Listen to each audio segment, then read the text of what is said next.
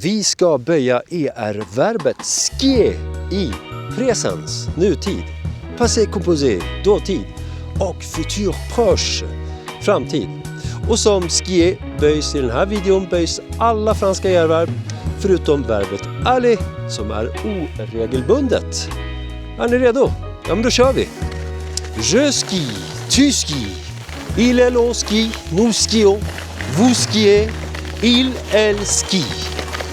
J'ai skié, tu as skié, il, elle, on a skié, nous avons skié, vous avez skié, ils ont ou elles ont skié. Je vais skier, tu vas skier, il, elle, on va skier, nous allons skier, vous allez skier, ils, elles vont skier.